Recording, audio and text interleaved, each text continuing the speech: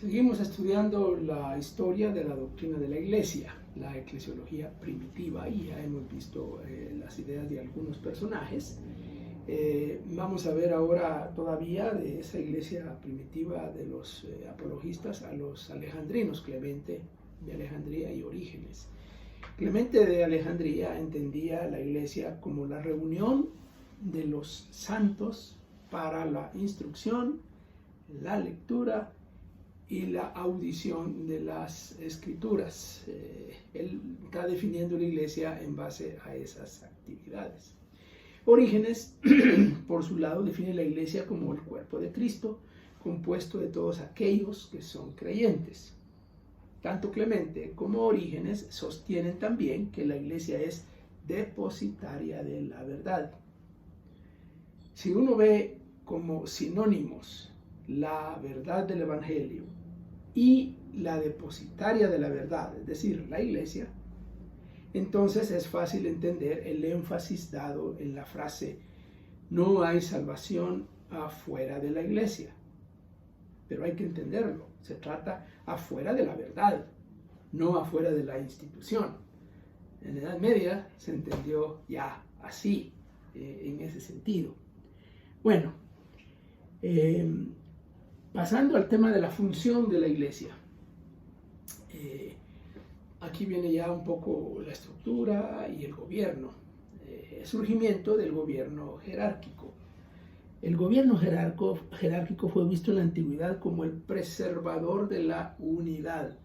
Mucho se ha dicho del drástico cambio en el siglo II, de un liderazgo plural a uno singular, con la supremacía del obispo. Es un hecho que tanto en el Nuevo Testamento como entre la mayoría de los padres apostólicos, la pluralidad de liderazgo fue la práctica común. Es Ignacio de Antioquía quien primero utiliza la palabra católica para referirse a la iglesia en su sentido de universal. Y el primero en vincular tan estrechamente a la iglesia con el puesto de obispo.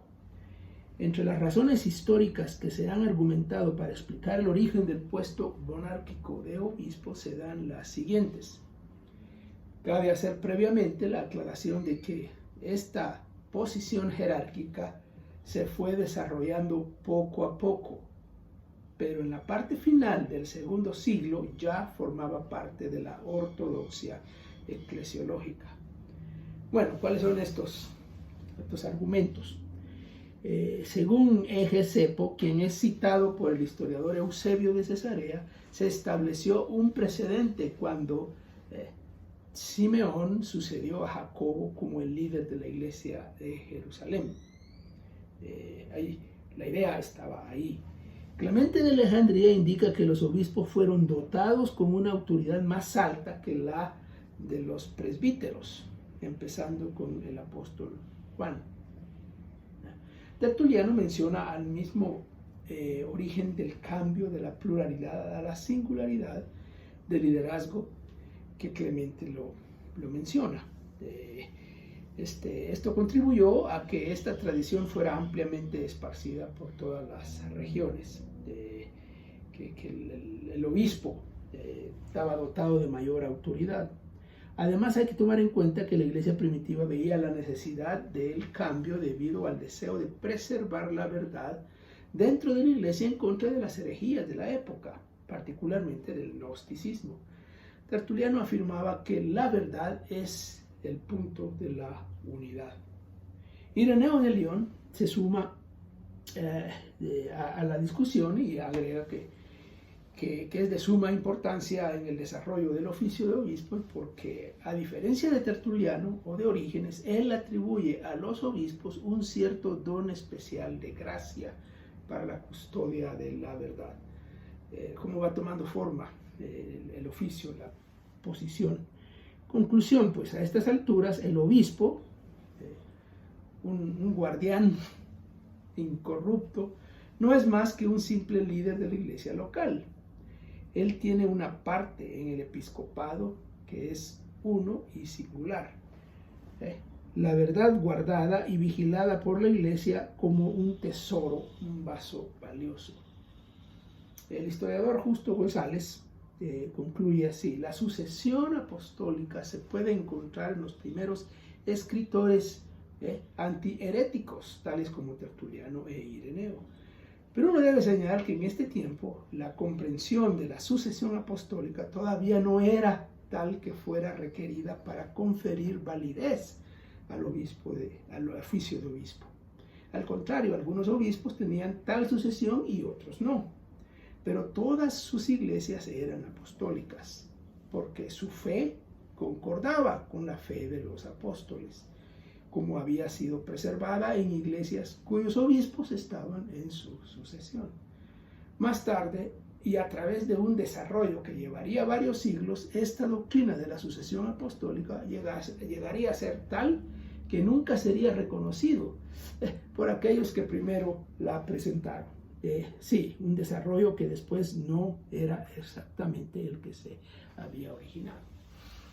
Cipriano de Cartago es el personaje tal vez más importante en esta doctrina en los primeros siglos. Es clave en el desarrollo de la doctrina. Aunque Ireneo y Tertuliano se opusieron a los grupos heréticos, enfatizando la importancia de la Iglesia y de la sucesión apostólica, ninguno de ellos tomó tiempo para desarrollar una doctrina de la Iglesia propiamente dicha.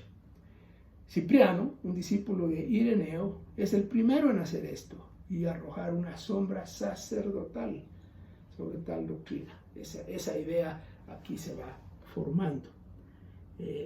La unidad de la Iglesia. Cipriano mira la unidad de la Iglesia en el concepto del episcopado como un todo. Los obispos son los sucesores de los apóstoles y su autoridad, la cual es derivada de tal sucesión, es la misma que Cristo otorgó a los apóstoles. Cada obispo representa la totalidad del episcopado, aunque Cipriano dice que cada obispo es autónomo. Ningún obispo tiene el derecho de dictar órdenes a otro obispo. Él sugería una federación de obispos que buscara el consejo y la asesoría de uno para otro. Cipriano dio prioridad al obispo de Roma a causa de la primacía de Pedro, pero se opuso a que el obispo de Roma interfiriera en los asuntos internos de Cartago, por ejemplo, que era de donde era Cipriano. Lo que tenemos con estas ideas es el inicio del sistema jerárquico que identificará más adelante la Iglesia Católica Romana.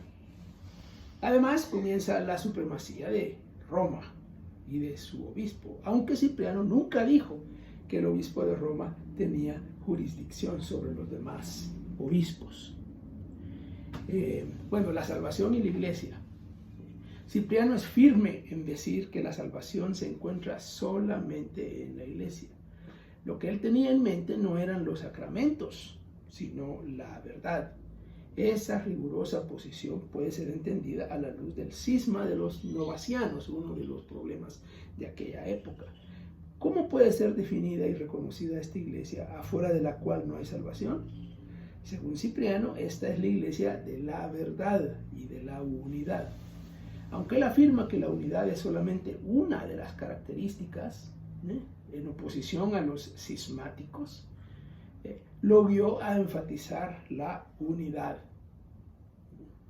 aunque él decía que era solamente una característica, termina siendo la principal para él. Cipriano no ve la verdad sin unidad, o al revés. Bueno, dejamos por ahí el estudio de este tema, es el tema de la función. Vamos a hablar de los sacramentos en otro momento.